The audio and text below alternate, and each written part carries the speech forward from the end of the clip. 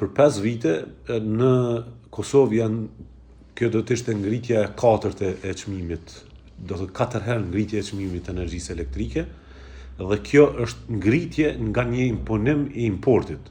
Domethënë nuk është ngritje pse kemi investuar në kapacitetet gjeneruese të energjisë elektrike, e tash si popull duhet me pagu qatë kostot investimit të gjenerimit këtu. Çka do që është ajo? Burimet 3x3, burimet gasit, çka do që do të ishte që do të prodhohen në Kosovë dhe ne do të paguanim një kost të shtesë, mund të arsyetohet se ne në afat gjatë po sigurojmë energji të qëndrueshme për Kosovën. Këto janë veprime ad hoc, arbitrare, për shkak temperaturave të ulta jashtë, importi rritet, Kosova nuk ka rrit asnjë kilovator me shtu në gjenerim, rrjedhimisht, kjo është dështim i qeverisë. Ky nuk është dështim i Kecit.